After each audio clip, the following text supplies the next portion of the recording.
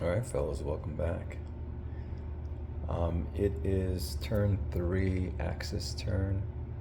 It's just been brutal fighting along the front line that just passed. The Soviets just started pounding with artillery, air, and then followed up with some ground attacks. And you can see over here, it's just the Soviets just pushing their way through. They still have some air on station that won some air-to-air combats. So I'm just trying to figure out what to do. The Don River right here, I have places that do not have any units. I need to get them back there. We have 14T sitting here, which is about 3 and change of supply points. I need to get that out of there because you can see the south portion of Stalingrad, the Soviets broke through. The Romanians are trying to pull back. They lost the headquarters over here because the Soviets were in exploit. And they were able to get around, take out some units, and eliminate the headquarters. A lot of DG markers, as you can see, across the front line still. Up in the north area, not too much action. It's more about getting position. The Italians are holding on as best as possible. They're not doing so bad. There's a breakout here that just happened. Soviets were able to penetrate, break through, and now they're on this side. And then we have, what is that, the 6th Panzer, who came on last turn, was railed in. So they can be released, and we're going to start trying to plug up holes. I'm not going to say trying. We're going to go plug up some holes along this front line. Here, we actually need them over here as well. So I was doing a count. If they take the road, they can wind up over here with that group, which is needed. I also have part of the 27th Panzer that came in as well. They're going to be in this hex, so they're not going to be able to move this turn because they came in by rail. I have supply points for the Axis I need to distribute way over there, so we'll distribute supply points all around to the needed places. This here being another central base for me. We will get a large amount of supply points there. I also upgraded people's hedgehogs. They had none. We went from none to 1, and in this turn we went from 1 to 2 level.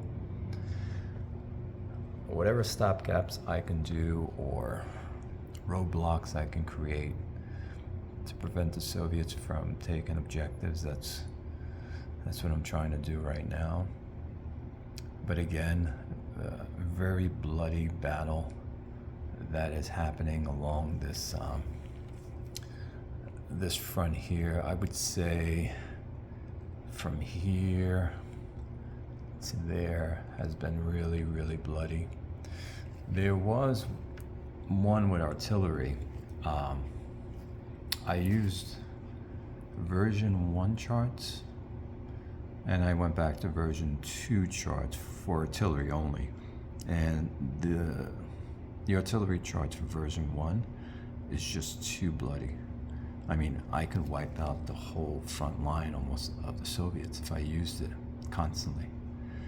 So I went back to version 2, where I have a good balance between losses and DGs. But that's where we are, folks.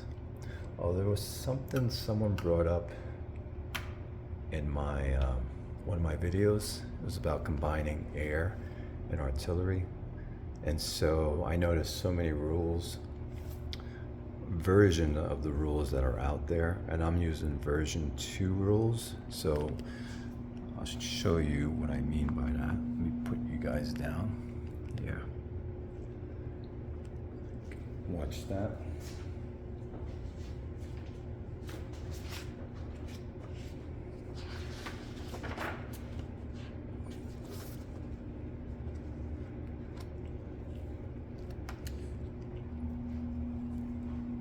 So as you can see here, any number of artillery and aircraft can participate in a barrage, no more than one barrage attack per hex. That means you can't do a barrage with air and then do another barrage with artillery, because that would be 2 attacks. But this really clears it up about being combined. To conduct barrage attacks, expend combat supply, supply table, total to combat strengths in the barrage, artillery and aircraft, determine the correct column, and so on and so forth. So you can see here that you can do aircraft and artillery for barrage. So barrage is meaning that it's not hip shot, it's the strategic bombing or the regular bombing. So again, this is version 2, and I'm sure other people are using version 4.3 or something.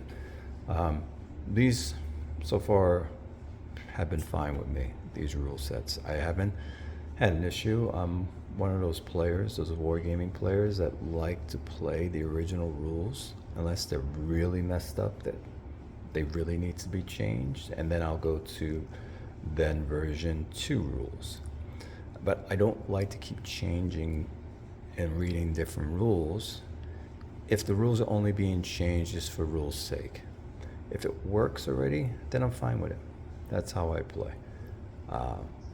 And I always say, how much more greater or better are these newer rules from the other ones?